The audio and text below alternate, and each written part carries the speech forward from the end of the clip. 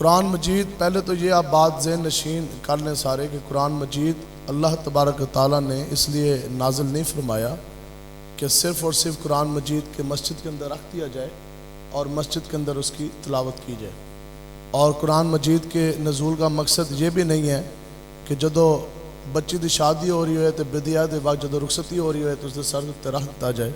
اور نہ ہی قرآن مجید کا یہ مقصد ہے کہ جب کوئی مر جائے تو پھر 2 دن واسطے کھول کے پڑھ لیا جائے. قرآن مجید کا ایک اپنا ضابطہ ہے، ایک اپنا قاعدہ ہے، ایک اپنا قانون ہے جس کے اندر اللہ تبارک و تعالیٰ کے احکام ہیں، آقا و مولا کے شریعت مطہرہ کے اس کے اندر اصول ہیں. تو جس وقت تک قرآن مجید کے قانون کا نفاذ، دسویں قرآن مجید کیا اس لیے آیا کہ اس کے قانون کا اطلاق صرف اور صرف مسجد کی 4 دیواری کے اندر ہوئے گا.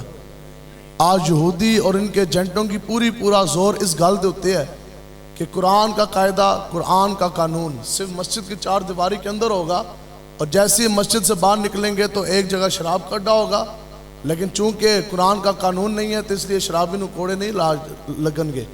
آگے جون سا ہے وہ غلط کاری کاٹا ہے، بازار کے اندر سود جون سا ہے اس کا نظام چاہ رہا ہے. بڑی جس ملک پاکستان کے اندر سود کی عمارتیں نہیں کھڑی، بڑے بینک جون سے ہیں وہ بنا دیے گئے. ہر جگہ پہ غلط کاری ہے، تھانے چلے جاؤ تو ادھر رشوت، پٹواری دے کول چلے جاؤ تو ادھر حرام، گرداور دے کول چلے جاؤ تو ادھر ایک کام، جائز کام بھی حرام طریقے سے ہونے لگے. کیونکہ قرآن کا قانون نہیں ہے. ہم نے محنت اتنی کرنی ہے کہ ہم یہ کہتے ہیں کہ قرآن کا قانون مسجد کے اندر بھی ہوگا، بالکل اسی طرح قرآن کا قانون تھانے کے اندر بھی ہوگا. اس طرح نہیں ہوگا کہ تھانے دار اپنی بدماشی کرتا رہے اور جناب لوگوں سے حرام لے، رشوتیں لے، اور امیر کے لیے قانون اور غریب کے لیے قانون، اور وہ قومیں تباہ ہو جاتی ہیں جہاں غریب اور امیر کے لیے قانون ایک نہ ہو. تو ظلم اور ضابطے کے قاعدے ہم نہیں چلنے دیں گے انشاءاللہ. اتنی محنت آپ نے کرنی ہے کہ قرآن کا قانون صرف مسجد کے اندر نہیں، قرآن کا قانون اگر ہوگا تو وہ تھانے میں بھی ہوگا، وہ بازار میں بھی ہوگا، وہ پارلیمنٹ میں بھی ہوگا، وہ تخت کے اوپر بھی اگر آئے گا تو اب کی بار کوئی یہود و نود کا ایجنٹ نہیں آئے گا، اب کی بار کوئی فاسق فاجر نہیں آئے گا. اب کی بار تخت کے اوپر ایک لمحے کے لیے بھی ہم انشاءاللہ کفریہ نظام نہیں چلنے دیں گے. اب کی بار اگر تخت پر آئے گا تو انشاءاللہ محمد عربی کا چمکتا دین آئے گا. لبیک یا رسول اللہ، لبیک لبیک یا رسول اللہ لبیک. اس لیے بالکل کمزور بزدل بندے کی بات نہیں ہے کہ دین کی بات کرنا. اتنے بڑے یہ چودھری صاحب آگئے، یہ گجر صاحب آگئے، یہ جٹ صاحب آگئے، یہ ملک صاحب آگئے، تو ایسی چودراہٹ کا، ایسے پیسے کا، ایسی زمینوں کا اور ایسی جان جوانی کا کیا فائدہ کہ اگر آپ کفریہ نظام بھی نہ گرا سکے. جو طرح چودھری بھی ہو، جٹ بھی، گجر بھی، راجے بھی، رانے بھی، عوان بھی، تم سبھی کچھ ہو. یہ بتاؤ کہ مسلمان بھی ہو اور کوئی سرحد کا ہے مومن تو کوئی پنجاب کا مومن، اور ڈھونڈے سے بھی نہیں ملتا قرآن کا مومن. نیچے تو سارے مسلمان بیٹھے، قرآن و حدیث پڑھنے والے بیٹھے. اب نمائندہ جو نکل رہا ہے، جو آپ کی ایمان کی ترجمانی کرے گا، جو آپ کی ایمان کی ترجمانی کرے گا، وہ اندر تھلے مسلمان بیٹھے ان سارے، اندروں نکل آئے جناب یہودیاں دا ایجنٹ. نیچے مسلمان بیٹھے ہوں، اوپر آ جائے جناب فاسق فاجر. آخر یہ کس طرح ممکن؟ تو اٹھیں. آج اگر آپ دین اسلام کے نفاذ کے لیے نہیں اٹھیں گے، دینی غیرت اپنے اندر پیدا کریں. اپنی ماں کے بارے میں کوئی انسان گالی نہیں سنتا ہے. جب ماں کے بارے میں اور آپ گالی نہیں سنتے تو پھر مومنوں کی ماں حضرت امی عائشہ صدیقہ رضی اللہ تعالیٰ عنہ، ان کے بارے میں ہم گالی کس طرح سن سکتے ہیں؟ بتائیں جی، اپنی ماں دی عزت دا پہرا دیتا کہ نہیں؟ ایک مرد نال کتنی عورتوں دی عزت جڑی ہے، اس کی ماں، اس کی بہنیں، اس کی بیوی، اس کی بیٹیاں. ہر بندہ اپنی ماں بہن بیٹی کی عزت کی رکھوالی کرتا ہے یا نہیں کرتا جی؟ تو جڑا بندہ اپنی ماں بہن بیٹی دی عزت دی رکھوالی نہ کرے اس نے تسی کیا کہندے ہو کہ بغیرت ہے؟ تو جڑا بندہ اپنے نبی دی عزت آستے نہ نکلے اس نے کیا کہندے ہو پھر؟ تو ہمیں یہ نہیں سمجھ آتے. خدا کی قسم ہمارا دل خون کے آنسو ہوتا ہے. آج ہر محفل ہو رہی ہے تفضل ناموس رسالت کے نام سے. کیا مقصد ہے؟ کہ یہ بیان کیا جاتا ہے کہ آپ نے نبی کے نام کا کلمہ پڑھا، اللہ کا واسطہ ہے. ہم اس لیے آئے کہ آپ نے اس نبی کی عزت اور اس نبی کی ناموس کے لیے آپ نے کھڑے ہونا ہے. بتاؤ کیا ہماری ماں بہن بیٹی کا کوئی ایک خاکہ بن سکا؟ کیا میری ماں بہن بیٹی بیوی کی تصویر کھینچ کے کوئی جیلم شاندار چوک میں لٹکا سکا؟ اس کو پتہ ہے کہ اس کا غیرت والا باپ، اس کا بیٹا، اس کا بھائی زندہ ہے. جنہاں دے بغیرت ہیں انہوں نے ٹنگے گئے نا، جو ماڈل ہیں ان کے تو فوٹو ٹانگی بھی ہیں، غیرت والوں کی بات ہو رہی. لیکن پھر بتاؤ کہ پوری ہماری اگر عزتیں ہیں تو وہ بھی آقا و مولا کی وجہ سے ہیں. تو اس وجہ سے پوری دنیا میں اس وقت 1.5 ارب سے زائد مسلمان موجود ہیں، اور ملک پاکستان میں 20 کروڑ سے زائد مسلمان باس رہے. ایک مرد نے 5-10 عورتوں کی عزت تو بچا ڈالی، لیکن پھر بتاؤ کہ 1.5 ارب تو زائد مسلمان دنیا کے نقشے پہ موجود. پھر کافر کے اندر ایسی کیسی جرت آ گئی کہ پچھلے 10 سالوں میں 50 لاکھ سے زائد خاکے آقا و مولا کے بن چکے ہیں. ایک 2 پاؤنڈ اور ڈالر کے عوض کافروں نے آقا و مولا کے خاکے بنا کے، پوسٹر بنا کے روڈوں کے اوپر فٹ پاتھ پہ رکھ کے بیچے گئے. ہمارے اندر غیرت نہیں تھی تو اس لیے یہ کام ہوا نا جی. آج تو لوگوں نے دل دے بیٹھے. آج ہاں جی کون ہے جی آپ کا رہبر، آپ کا آئیڈیل کون ہے؟ ایک بندہ کہتا ہے جی میرا آئیڈیل تو بلے باز ہے.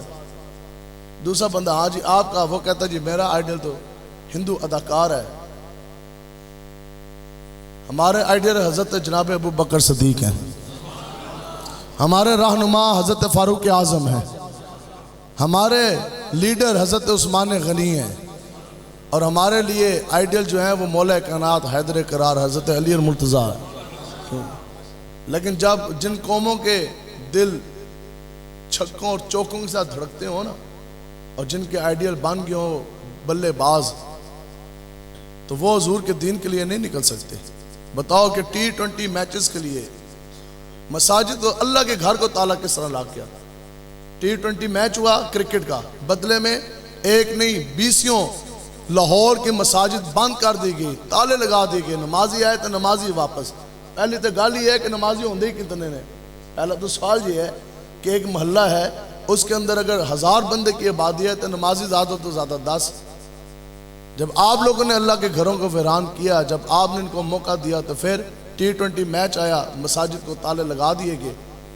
اور مساجد کو تالے لگا جانے کے بعد جس دن پاکستان اور انڈیا کا میچ ہو رہا تھا نا، اسی دن انڈیا کے اندر، کشمیر کے اندر کئی ہندوؤں نے ہماری مسلمان ماں بہن بیٹیوں کی انہوں نے عزتیں لوٹی. کیوں لوٹی؟ کیونکہ ان کو پتہ تھا کہ یہ محمد بن قاسم کا وارث نہیں رہے. اب ان کے آئیڈیل جو ہیں وہ سلطان صلاح الدین ایوبی بھی نہیں رہے. اب ان کے آئیڈیل طارق بن زیاد بھی نہیں رہے. اب ان کے آئیڈیل جو ہیں وہ حضرت خالد بن ولید بھی نہیں رہے. اب تو امت یہ ان کی بغیرت ہو گئی ہے، یہ سارے لوگ بغیرتوں کی طرف تو چل پڑے. اب کیا، جب انہوں نے یہ دیکھا نا جناب اب تو کرکٹ کا میچ ہو رہا، سارے لوگ تھے یا ٹی وی دیکھ کے بیٹھے اور چوکوں چھکوں کے ساتھ دل دھڑک رہے، یا تو یہ ٹی وی کے آگے بیٹھے، یا جناب سٹیڈیم کے اندر جا کے انہوں نے کتبے اٹھائے ہوئے ہیں. کسی نے چھکا اٹھایا ہوا ہے، کسی نے چوکا اٹھایا ہوا ہے. یہ ہے جی مومن کی شان. کیا یہ ہے جی مسلمان؟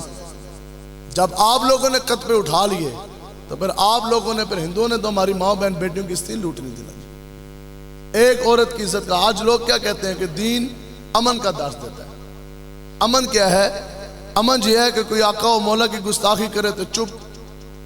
کوئی اپنے باپ کے بارے میں ہم گالی نہیں سنتے. بتاؤ انبیاء کے بعد اس کائنات میں سب سے بڑا اگر مقام ہے تو وہ جناب حضرت ابو بکر صدیق کا ہے.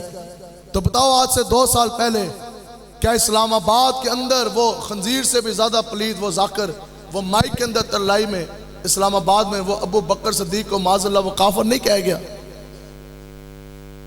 پوری دنیا کو پتہ ہے. کہا اس نے راتوں رات حکومت پاکستان نے جہاز میں بٹھا کے اس کو انگلینڈ بھیج دیا. آپ نے کیا کیا؟ ہاں جی حضرت ابو بکر صدیق کے ماننے والے بیٹھے نا جی سارے. بتائیں آپ نے کیا کیا؟ اپنی ماں کو کوئی انسان گالی نہیں دینے دیتا. حضرت امی عائشہ صدیقہ رضی اللہ تعالیٰ عنہ کی شان اقدس میں آج بھی سری قسم کی اور کھلے عام گستاخیاں نہیں ہو رہی. تو پھر آپ نے کیا کیا؟ یاد ہے پھر تسی کون ایسے انہوں نے منن والے کوئی نہیں، بس ٹھیک ہے گل مکی. وہاں سے آپ دم بھرتے ہیں جی ہم حضور کے غلام. ہر بندہ کہتا ہے جی ہم بڑے عاشق مصطفیٰ. وہ کون سا عشق ہے کہ جو بندہ ایک دن ایک رات کے لیے بھی رضائی اور طلائی بھی نہ چھوڑ سکے؟ حضور کی عزت ناموز کی پہرے داری کا میدان لگاؤ. جو انسان ایک دن رضائی طلائی بھی نہ چھوڑ سکا آج وہ بھی یہ کہتا کہ میں حضور کا غلام. جو انسان ایک دن اپنے ماں باپ بیوی بچے آقا و مولا کی قید ختم نبوت کی پہرے داری کے لیے ان سے نہ دور ہو سکا وہ بھی کہتا میں حضور کا غلام. جو انسان ایک لمحے کے لیے بھی اپنے ہاتھوں میں کڑیاں نہ لگوا سکا، آج وہ بھی یہ کہتا کہ میں حضور کا غلام۔ جو انسان ایک پرچہ نبی رحمت کے نام پہ نہ کٹوا سکا، آج وہ بھی کہتا میں حضور کا غلام۔ اور جو انسان 2 دن 2 راتیں جیل کی سلاخوں کے پیچھے نہ گزار سکا، آج وہ بھی کہتا میں حضور کا غلام۔ حضور کا غلام وہ نہیں، حضور کا غلام ہے غازی ملک ممتاز حسین قادری۔ سامنے اڈیالہ کی جیل ہو، پھانسی کا پھندا یوں سامنے لگاؤ، پھر ممتاز قادری کی ٹانگیں کانپی نہیں، قدم ڈگمگائے نہیں، بلکہ سینہ تان کے چلا اور پھانسی کا پھندا چوم کے لبیک یا رسول اللہ کا نعرہ لگا دیا۔ نبی نبی یا نبی، نبی نبی یا نبی، نبی نبی یا نبی۔